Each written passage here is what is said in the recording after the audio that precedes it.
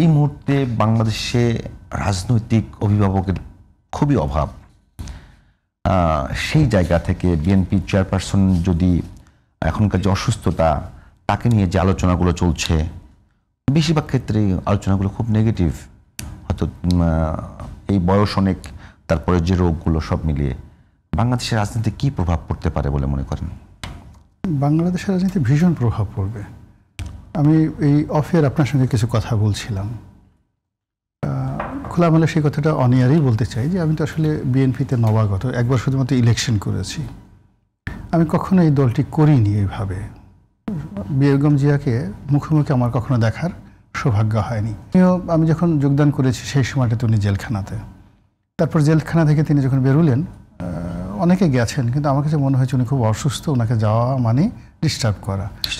আর ওনার আমার সম্পর্কে আমি যতটা জেনেছি যে উনি আমার ব্যাপারে খুব আগ্রহী ছিলেন এবং ওনার উৎসাহে উদ্দীপনাতে মূলত দল আমাকে মনোনয়ন দিয়েছিল, যেটা আমি শুনেছি। তো সেক্ষেত্রে আমি তার দলে আছি, তিনি যদি প্রয়োজন মনে করতেন আমাকে ডাকতেন।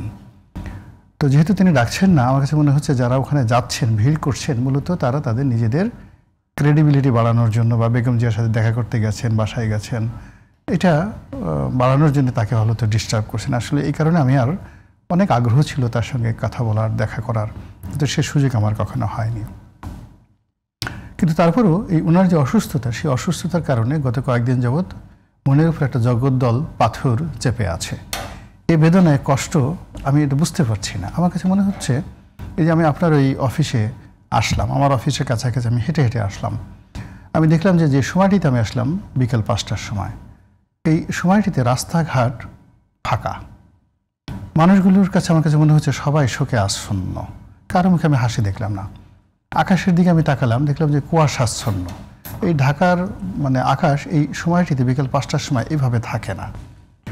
মানে এই যে এটা আমার নিজের চোখের ভ্রান্তি বা আমার মনের দুঃখের কারণে এরকম আমি দেখলাম কিনা জানি না। আমার কাছে মনে হচ্ছে যে স্কাই ইজ ক্রাইং, আকাশ তার জন্য কাঁদছে, সারা বাংলাদেশ তার জন্য কাঁদছে, এবং তার এই যে শূন্যতা, এই শূন্যতা অপূর্ণ, এটা পূর্ণ হওয়ার মানে কোনো রিজন নাই। এর কারণটি হলো যে তার জীবনের যে স্বর্ণালীর সময়টি ছিল, সেই স্বর্ণালীর সময়টি শুরু হয়েছে ট্র্যাজেডি দিয়ে।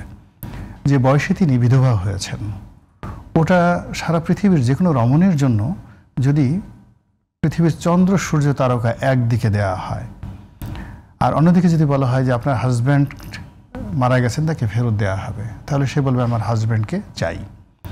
তো রাজনীতি বলেন, ঘর বলেন, সংসার বলেন, আপনি ওই সময়টাতে বেগম জিয়ার যে সাক্ষাৎকারগুলো শহীদ প্রেসিডেন্ট জিয়া রহমানের মৃত্যুর পরে, আপনি তাকে দেখলেই মনে হবে বিষণ্ণ এবং উদাসীন এবং পৃথিবীর সবচেয়ে মানে একজন কষ্টের থাকা একজন রমণী, যার অর্থবিত্ত, টাকা পয়সা কোনো কিছু ছিল না। বিশেষ করে সেই যে বিখ্যাত বিটিভির যে সাংবাদিক যিনি ছিলেন ফজলিল লোহানীর যে সেই সাক্ষাৎকার, সেই সাক্ষাৎকারে তিনি যখন তার ডেইলি জীবন, মাসিক জীবন, পারিবারিক জীবন, সেই জীবনের দৈন্য দশা, অভাব অভিযোগের কথা বলছিলেন, আপনার কাছে এ যুগের একটা মেজর, এ যুগের একটা পুলিশের সাব ইন্সপেক্টরের স্ত্রীও অত সাধারণ জীবনযাপন করেন আমার কাছে মনেন না।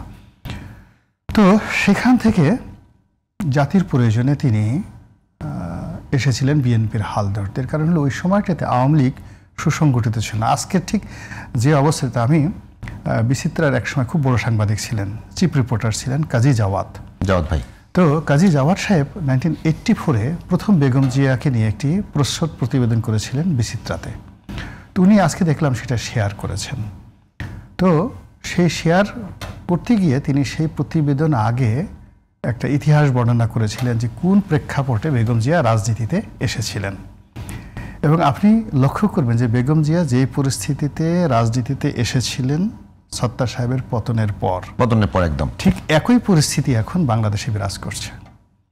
দ্বিতীয়ত, যদি সামনে একটা নির্বাচন হয়, সেই নির্বাচনের পরে যে পরিস্থিতিটা তৈরি হবে, আপনি প্রেসিডেন্ট সত্তারকে বিএনপির সভাপতি বানানো, তারপর তার গণপ্রজাতন্ত্রী বাংলাদেশ সরকারের প্রধানমন্ত্রী হওয়া, প্রেসিডেন্ট হওয়া, এবং ওই সময়টাতে মওদুদ আহমেদের নেতৃত্বে একটি বিদ্রোহী গ্রুপ, আরেকটি গ্রুপ হয়েছিল ডাক্তার মতিনের নেতৃত্বে আরেকটি বিদ্রোহী গ্রুপ।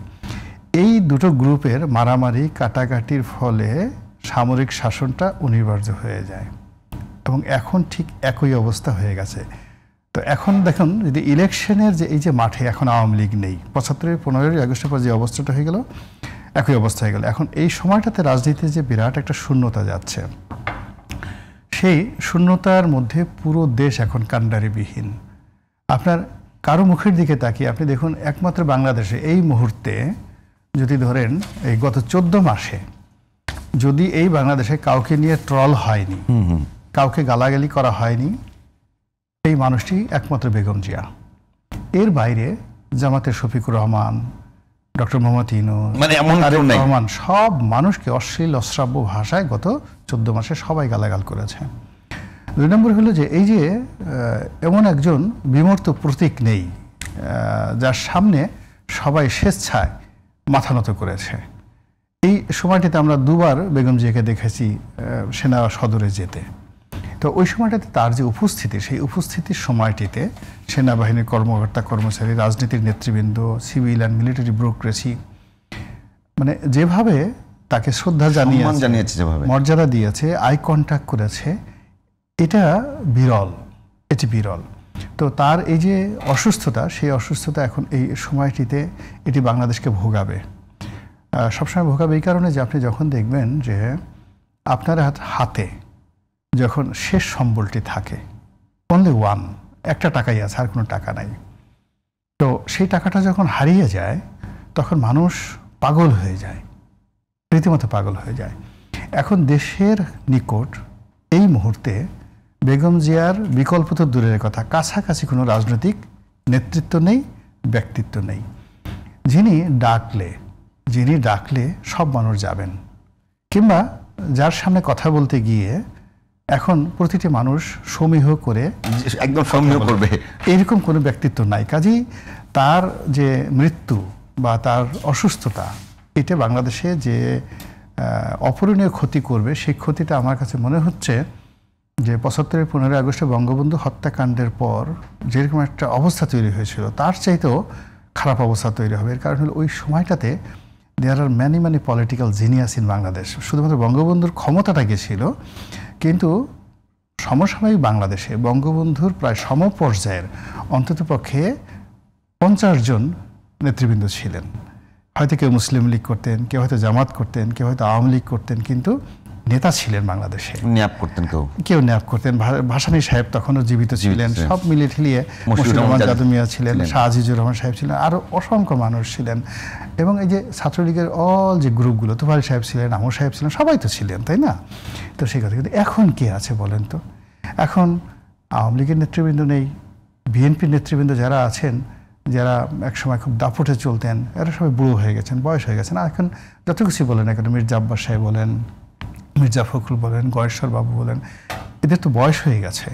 2 নম্বর গত 15 বছরে তারা যে চাপের, মানে 15 বছর কি 20 বছর ধরে তারা যে কষ্টের মধ্যে ছিলেন, বেদনার মধ্যে ছিলেন, রাতারাতি এত বড় একটা দলকে ওইভাবে নেতৃত্ব দেওয়ার মতো অবস্থা তো হবে না কারোর, বিএনপির মধ্যে নেই।